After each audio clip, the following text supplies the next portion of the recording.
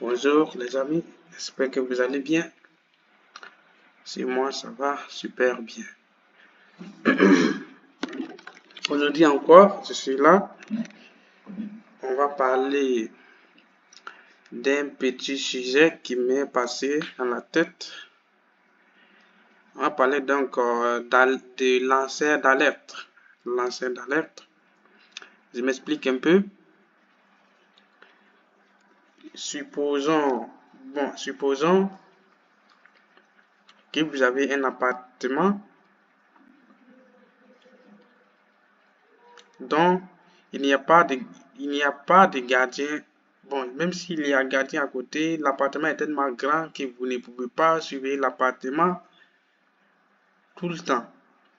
Vous voyez? Donc, il vaut mieux installer donc des alarmes partout,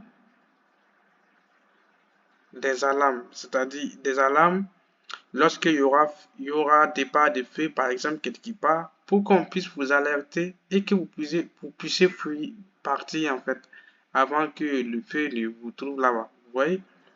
Donc ici, c'est un peu ça. C'est un système de lanceur d'alerte. Donc ici, nous aurons besoin de deux capteurs. Sûrement, ça sera des capteurs de feu. Capteurs de feu, oui, normalement.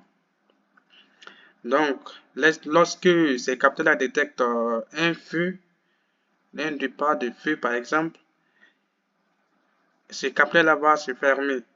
Lorsqu'ils ne détectent rien, il reste ouvert. Donc, c'est un capteur de feu en quelque sorte. Donc, vous aurez besoin. Bon, là, ça sera la partie théorique en fait, la partie logicielle. Maintenant, dans la réalité, dans la pratique, vous aurez forcément besoin donc d'un capteur, du moins deux capteurs de feu. Ouais.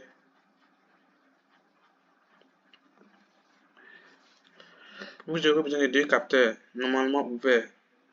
Donc ici, c'est ça. Voici un peu le schéma de puissance. À gauche, toujours.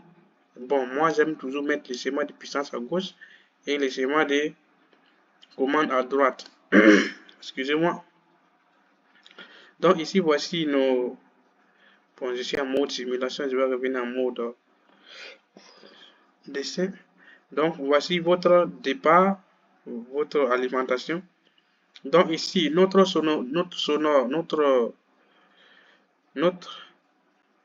électrique, notre sonnerie, il est alimenté en 24 volts.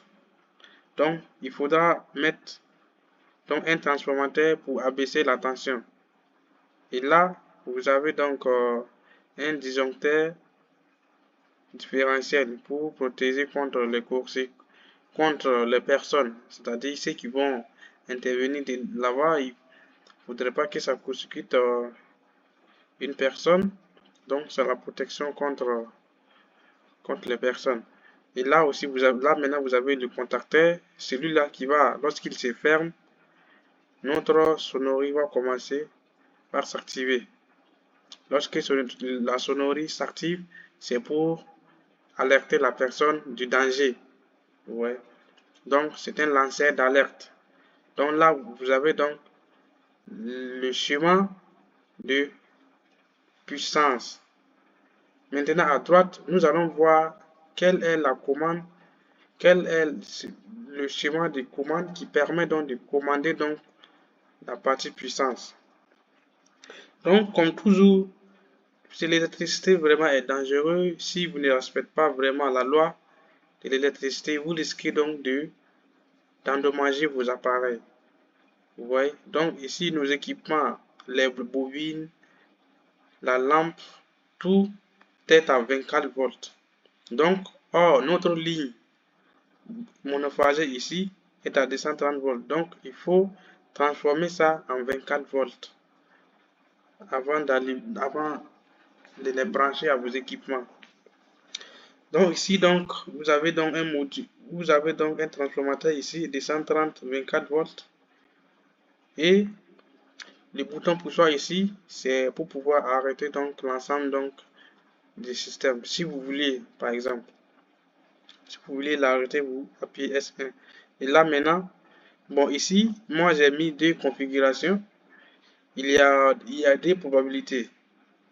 La première c'est peut-être, la première c'est supposons que votre capteur se trouve défectueux, alors que vous ne le savez pas. Vous voyez, votre capteur est défectueux et vous ne le savez pas. Donc, s'il y a eu départ de feu, vous n'allez pas savoir qu'il y a eu départ de feu. Maintenant, s'il y a une personne qui est à côté, cette personne pourrait, peut appuyer ce bouton-là. C'est ça qu'on appelle donc un bouton d'urgence. Un bouton d'urgence. Donc, la personne peut appuyer sur le bouton S2 pour que, pour que votre sonnerie commence à alerter les personnes qui sont autour. Vous voyez? Donc, ça, c'est un secours. Même si les capteurs sont là, qui peuvent détecter automatiquement et, et fermer donc les contacteurs pour alerter les personnes pour que la sonnerie commence à sonner. Donc, si le capteur est défectueux et que le capteur n'a pas pu détecter, donc il y a une possibilité qu'une personne qui est à côté et qui a vu le feu puisse appuyer sur le bouton d'urgence et ça va alerter les personnes. Donc, c'est cette configuration que j'ai fait. Donc, ici, vous avez donc un bouton pour soi si vous voulez activer manuellement donc la sonnerie. Donc, si vous appuyez sur SD, qu'est-ce qui se passe? Comme d'habitude, hein, donc le courant va passer à travers KM1 et la bobine KM1 sera excitée. Or, si la bobine KM1 s'excite, automatiquement notre contacteur au niveau de la puissance KM1 se ferme. Or, si ce contacteur se ferme, la sonnerie commence à s'activer. Donc, ici, donc si vous appuyez sur S1, le courant passe. Maintenant, c'est pour maintenir, ça c'est en fait la règle, pour maintenir donc le courant ici au niveau de la bobine KM1, il faut faire un maintien ici. On va mettre en parallèle donc un contact normalement ouvert de la bobine KM1. Vous voyez, c'est ça. Donc pour alerter manuellement. Donc ça c'est le bouton d'urgence. Donc voici maintenant le capteur, le côté capteur, celui qui va détecter. Donc ici, forcément, vous allez mettre un capteur ici.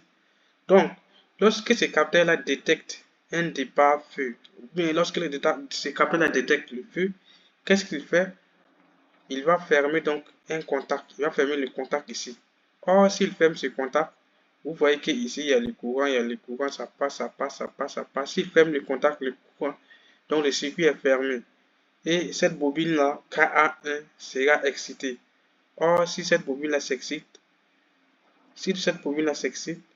vous voyez qu'il y a un contact normalement ouvert de la bobine K1 mise en parallèle avec, vous voyez, si cette bobine là s'excite, automatiquement ce contact normalement ouvert de la bobine K1 va se fermer. S'il se ferme, le courant passe et ça va exciter la bobine KM1.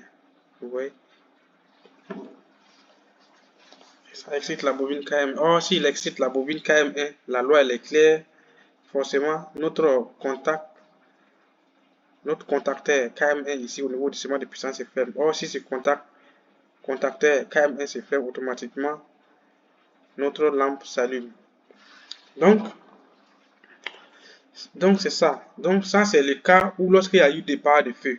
Lorsqu'il y a eu départ de feu, le capteur S3 se ferme et la sonnerie commence à sonner. Maintenant, si peut-être ils ont éteint le feu, vous voyez, non? Donc, s'ils ont éteint le feu, bon, normalement, lui, il doit revenir, il doit arrêter de sonner. Donc, s'ils ont éteint le feu, c'est ce capteur S4 là aussi qui va se fermer. Vous voyez? Si ce capteur S4 se ferme, automatiquement, la sonnerie c'est-à-dire le sonnet va arrêter de sonner en fait. Vous voyez? Il y aura plus de sonnerie. Donc, c'est un peu ça, les amis. Donc, du coup, nous allons aller à la simulation pour concrétiser tout cela, pour que vous voyez clairement l'application du lanceur d'alerte. Donc, je lance la simulation. Donc, ici, il y a les sectionnaires qui sont ouverts. Bon, le disjoncteur différentiel qu'il faut fermer là. Vous voyez, là le courant passe maintenant. Donc, supposons que nos capteurs sont défectueux et qu'une personne est à côté donc d'un incendie, et la personne a vu le feu. Donc, la personne va appuyer sur le bouton d'urgence. S'il appuie sur le bouton d'urgence, donc vous voyez, là là il sonne. Il sonne pour alerter les gens qui sont autour de lui qu'il y a de pas peu, qu'il y a danger. Ouais. Donc, si nous voulons, s'il n'y a plus de feu, nous pouvons l'arrêter en appuyant sur le bouton pour soit S1. Voilà. C'est-à-dire il n'y a plus de feu, donc on va arrêter maintenant la sonnerie. Maintenant, si nos capteurs fonctionnent normalement, lorsqu'il détecte ces capteurs S3, lorsque ces capteurs S3 détectent le feu, automatiquement il va se fermer. Or, s'il se ferme, voici le résultat. Vous voyez, il se ferme, il y a ça le résultat. Donc, lui il se ferme. Maintenant, une fois s'il n'y a plus de feu, supposons que les gens sont venus, les sapeurs-pompiers sont venus éteindre le feu, il n'y a plus de feu. Donc, ce capteur S4 détecte qu'il n'y a plus de feu, se ferme. Si c'est ferme, là, il n'y a plus de sonnerie. Vous voyez, c'est tellement facile. Donc, c'était ça les amis. Merci beaucoup d'avoir suivi cette vidéo. Et n'oubliez pas de vous abonner si vous ne l'avez pas encore fait. Et on se prend dans une autre vidéo, Inch'Allah. Et à la prochaine. Merci.